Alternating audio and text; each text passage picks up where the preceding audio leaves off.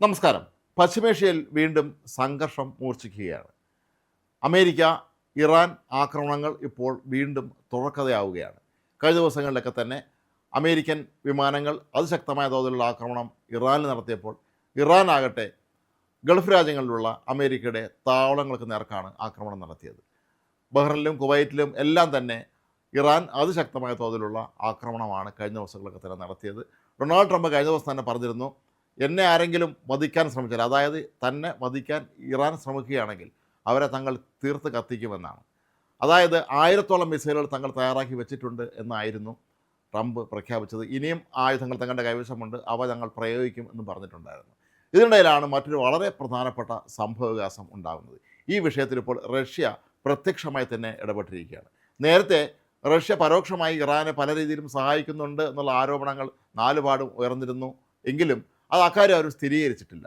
എന്നാൽ കഴിഞ്ഞ ദിവസം റഷ്യയുടെ ഡൂംസ്ഡേ വിമാനം എന്നറിയപ്പെടുന്ന അവരുടെ ഏറ്റവും അത്യന്താധുനിക വിമാനം, അതായത് ഒരു കമാൻഡ് സെൻറ്ററായി പ്രവർത്തിക്കാൻ കഴിവുള്ള ആ വിമാനം ഇപ്പോൾ റഷ്യയിൽ നിന്ന് ഇറാനിലെത്തിയിരിക്കുകയാണ്. ഇറാൻ്റെ തലസ്ഥാന ടെഹ്റാനിൽ ആണ് ഈ വിമാനം ഇപ്പോഴുള്ളത്. ഈ വിമാനത്തിന് ഒരുപാട് പ്രത്യേകതകളുണ്ട്.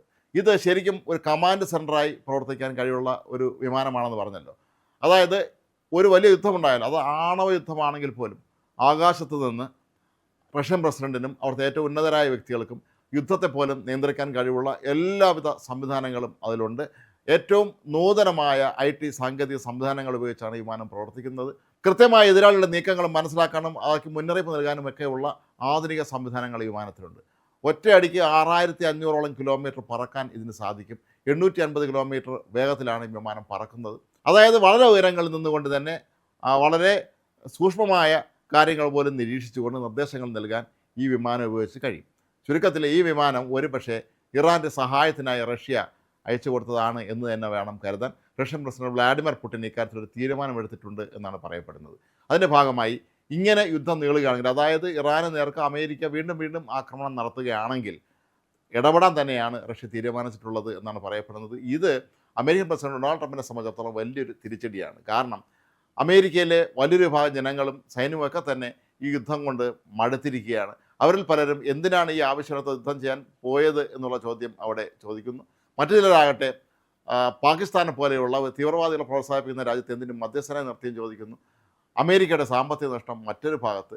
ഒപ്പം ഇറാൻ ഡൊണാൾഡ് ട്രംപിനെ വധിക്കാൻ തീരുമാനിച്ച് കഴിഞ്ഞു എന്നുള്ള വിവരങ്ങൾ, അതിൻ്റെ വിശദാംശങ്ങൾ ഇസ്രായേൽ ചാര സംഘടനയായ മൊസാദ് ട്രംപിന് കൈമാറിയത്, ഇതൊക്കെ തന്നെ ഈ മേഖലയിലാകെ വലിയ തോതിലുള്ള പ്രശ്നങ്ങൾ സൃഷ്ടിക്കും എന്നുള്ള ആശങ്കകൾ നിലനിൽക്കുമ്പോഴാണ് ഈ വിമാനത്തിൻ്റെ വരവ്. ടുപോളേവ് Tu-114PU എന്നാണ് ഈ വിമാനത്തിൻ്റെ മുഴുവൻ പേര്. ഏതായാലും ഈ യുദ്ധത്തിൽ തങ്ങൾ ഇറാൻ്റെ കൂടെ തന്നെയാണ് എന്ന് ഒരിക്കൽ കൂടി പ്രഖ്യാപിച്ചുകൊണ്ട് തന്നെയാണ് റഷ്യൻ പ്രസിഡന്റ് വ്ളാഡിമിർ പുടിൻ ഇപ്പോൾ ഈ വിമാനം ഇറാനിലേക്ക് അയച്ചിരിക്കുന്നത്. ഈ വിമാനത്തിൻ്റെ ദൃശ്യങ്ങൾ ഇപ്പോൾ പുറത്തു വന്നിട്ടുണ്ട്. പല റഡാറുകളിലും ഈ വിമാനം പറക്കുന്നതിൻ്റെ ചിത്രങ്ങൾ പതിഞ്ഞിട്ടുണ്ടെന്ന് പറയപ്പെടുന്നുണ്ട്. എന്താണെങ്കിലും വിമാനം ഇപ്പോൾ ഇറാനിൽ തന്നെയാണ് ഉള്ളത്.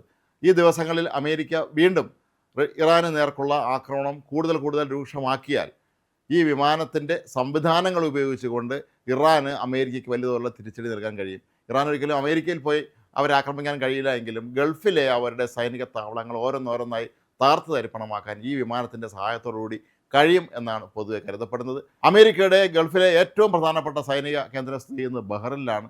അതുകൊണ്ട് തന്നെയായിരിക്കാം ബഹ്റിന് നേർക്കാണ് ഇവർ ഏറ്റവും അധികം ആക്രമണങ്ങൾ നടത്തുന്നത്.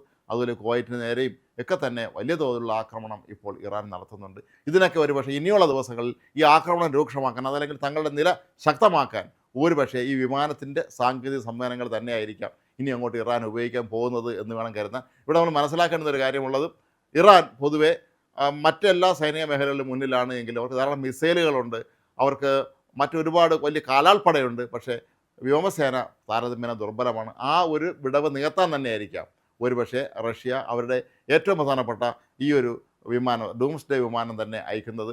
അതിൻ്റെ പ്രധാനപ്പെട്ട കാരണങ്ങളിലൊന്ന് അവർക്കറിയാം, വ്യോമസേന ആണ് ഇന്ന് ലോകത്തെ ഏറ്റവും പ്രധാനപ്പെട്ട ശക്തി. ഒപ്പം ഡ്രോണുകളും ഉണ്ടെങ്കിൽ ആരെയും കീഴടക്കാം എന്നുള്ളൊരവസ്ഥയാണ് എന്നുള്ളത്.